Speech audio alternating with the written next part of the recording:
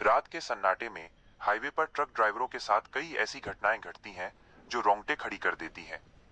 यहाँ 2026 की एक नई और बेहद खौफनाक काल्पनिक भूतिया कहानी दी गई है। अंधेरी रात और रहस्यमयी लिफ्ट। राघव पिछले 10 सालों से रात के वक्त हाईवे पर ट्रक चला रहा था। भारी भरकम 18 व्हीलर ट्रक, हाथ में कड़क चाय का कुल्हड़ और केबिन में बजते पुराने गाने, यही उसकी जिंदगी थी। वो भूत प्रेत की बातों पर कभी भरोसा नहीं करता था, लेकिन NH-33 के एक सुनसान हिस्से ने उसका ये भ्रम हमेशा के लिए तोड़ दिया। जुलाई की एक उमस भरी रात थी। घड़ी में रात के ठीक 2:30 बज रहे थे। राघव रांची जमशेदपुर हाईवे के उस हिस्से से गुजर रहा था जो घने जंगलों और घाटियों से घिरा हुआ है। दूर दूर तक न तो कोई गाड़ी दिख रही थी और न ही कोई ढाबा। हर तरफ सिर्फ सन्नाटा और हेडलाइट की पीली रोशनी थी। अचानक एक तीखे मोड़ पर हेडलाइट की रोशनी में राघव को सड़क के किनारे कोई खड़ा दिखाई दिया। सफेद साड़ी का छलावा। जैसे ही ट्रक थोड़ा पास पहुंचा, राघव ने देखा कि एक औरत घने कोहरे के बीच खड़ी है।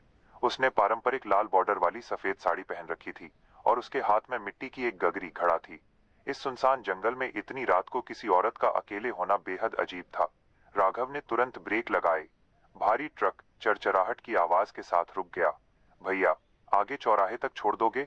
मेरी गाड़ी खराब हो गई है और मेरे घरवाले आगे इंतजार कर रहे हैं, उस औरत ने बेहद धीमी और मीठी आवाज में कहा। राघव को तरस आ गया।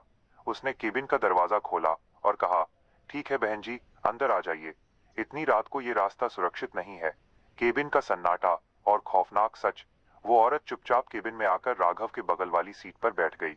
जैसे ही वो बैठी, केबिन का तापमान अचानक बहुत कम हो गया, मानो किसी ने कड़कड़ाती ठंड में बड़ी ई चला दिया हो। हवा में मोगरे के फूलों की एक तीखी खुशबू फैल गई, लेकिन उस खुशबू के पीछे कुछ सड़ने जैसी बदबू भी आ रही थी।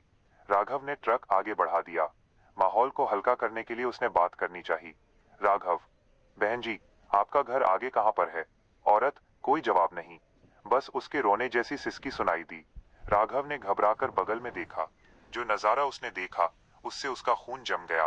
डैशबोर्ड की हल्की रोशनी में उसने देखा कि उस औरत के पैर के पंजे पूरी तरह पीछे की तरफ मुड़े हुए थे।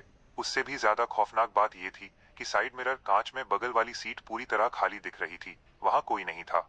लेकिन जब वो सीधे देखता तो वो औरत वहीं बैठी हुई थी। खौफ का आखिरी मोड़। राघव के हाथ स्टीयरिंग व्हील पर कांपने लगे। उसने हनुमान चालीसा का जाप शुरू कर दिया और अपनी पूरी ताकत से एक्सीलेटर दबा दिया। ट्रक 100 की रफ्तार पार कर चुका था। तभी उस औरत ने अपनी गर्दन को अजीब तरीके से 180 डिग्री घुमाया और सीधे राघव की तरफ देखा। उसकी आंखें पूरी तरह से सफेद और डरावनी थीं। उसने एक खौफनाक मुस्कान के साथ कहा, इतनी जल्दी में क्यों हो ड्राइवर भैया? तुम्हारी मंजिल तो बहुत पीछे छूट गई। उसी पल उसने अपने हाथ में रखी मिट्टी की गगरी को ट्रक के अंदर ही पटक दिया। एक जोरदार धमाका हुआ और पूरे केबिन में गहरा काला धुआं फैल गया। राघव का संतुलन बिगड़ गया और उसने पूरी ताकत से ब्रेक मार दिए। ट्रक घिसटता हुआ सड़क के किनारे एक बड़े पेड़ से टकराकर रुक गया। सुबह का उजाला।